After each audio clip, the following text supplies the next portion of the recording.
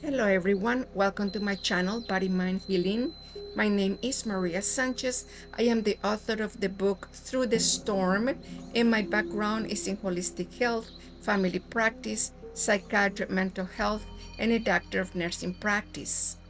The case for today is the empath trap, when absorbing the suffering of others is mistaken for spiritual sensitivity. Some people claim that empaths are both blessed and cursed, that the universe places a veil over them, that they are born with a weak energy field, and that they are unable to straighten or correct it. When we speak of spiritual empathy, there is no contradiction between blessing and curse, nor is there a universe that grants sensitivity while condemning the soul to remain defenseless against the energies of others. Spiritual wisdom does not bestow a gift accompanied by an unavoidable sentence of suffering. Being an empath does not mean absorbing the sadness, fear, the anger, or pain of others. It means perceiving these energies without taking possession of them. A true empath recognizes what another person is experiencing while maintaining the clarity necessary to distinguish between what belongs to the self and what belongs to another. Empaths feel deeply without becoming lost in what they feel. They understand without caring, and they accompany others without abandoning themselves. Therefore, when the emotions or energies of others enter our inner space, remain within us, and eventually disturb our balance, we are not necessarily witnessing an elevated expression of empathy. We are being shown that our energetic boundaries need straightening and that we must still learn to inhabit our own presence fully. And that inner work cannot be replaced by spiritual identity. Sensitivity is a gift, absorption is not. Confusing these two experiences has led many people to interpret energetic, emotional, and spiritual exhaustion as evidence of extraordinary sensitivity. They consider themselves empaths because they perceive environments intensely, because the emotional states of others affect them, or because the burdens of others seem to remain within them for hours or even days.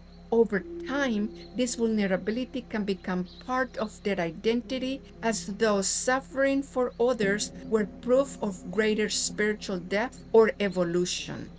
Yet, no genuine gift requires us to become a vessel for what belongs to someone else. Compassion does not require us to carry another person's pain upon our shoulders.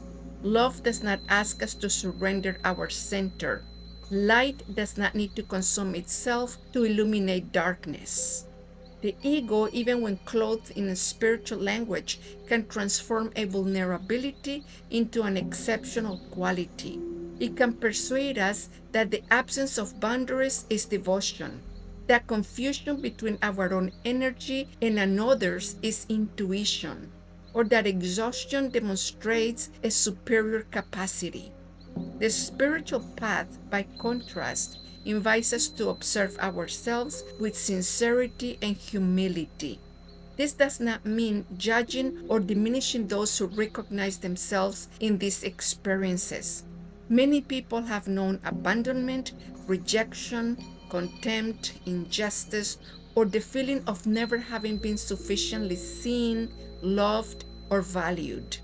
When these wounds remain open, we might unconsciously seek approval through excessive caring, assume responsibility for the well being of others, or adopt the roles of heroes, rescuers, and saviors, believing that becoming indispensable will finally bring us the love, recognition, or acceptance we once lacked. Under such circumstances, what we interpret as a spiritual mission might actually be revealing a part of ourselves that needs to be acknowledged and restored. Discovering this does not diminish our sensitivity or invalidate our experience. On the contrary, it allows us to stop idealizing suffering and begin understanding it. We are not less spiritual for recognizing that beneath our devotion existed a need to belong, to be chosen, or to feel important. Evolution begins when we stop turning our wounds into an identity and accept responsibility for transforming them. The human energy field was not created as a defenseless structure. It exists to allow us to live our own experience, learn the lessons that belong to our soul, and express our essence without remaining continuously subject to the influence of those around us. If the emotions and burdens of others constantly displaced our own consciousness, we would lose the clarity necessary to follow our own path. A weakened energy field, therefore, does not represent a spiritual condemnation or an unchangeable condition. It might have developed through fear, the loss of our inner center, emotional dependency, lack of discernment, or the habit of directing all our attention toward the external world. Yet, what has become weakened can be straightened. What has lost harmony can recover it, and what remained open without awareness can learn to establish boundaries that are both firm and loving. True empathy arises when sensitivity is accompanied by awareness, discernment, and inner sovereignty. It does not require closing the heart or becoming indifferent. It means keeping the heart open without leaving our essence unprotected. A spiritual awakened empath can come into contact with suffering without becoming it. Such a person can recognize anguish without carrying it away and offer love without surrendering personal strength. Their presence does not absorb darkness. It remains before it from a place of stable and conscious light.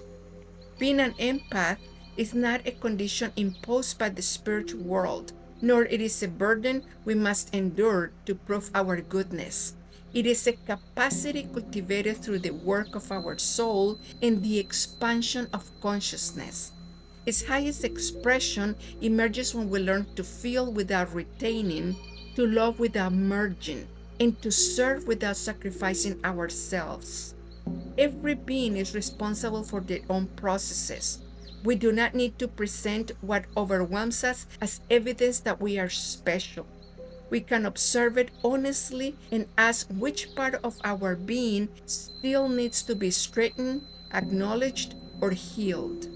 The spiritual world does not create heroes destined to destroy themselves by carrying the processes of others, nor victims condemned by some supposed decision of the universe. The spiritual world calls us to become conscious, steadfast beings who are responsible for their own energy. We can perceive deeply and remain whole. We can accompany others without abandoning our center. We can open our hearts without surrendering our sovereignty. That is spiritual empathy, sensing the energy of another being, recognizing it with light and love, and allowing it to continue on its path without turning it into our own burden. If this message resonated with you, my book, Through the Storm, delves deeper into the journey of healing, faith, nervous system survival, and reconnecting with the self. You can find it on Amazon under Maria Piedad, DMP. If you like this video, like it, comment, share, and subscribe to the channel. See you in the next video.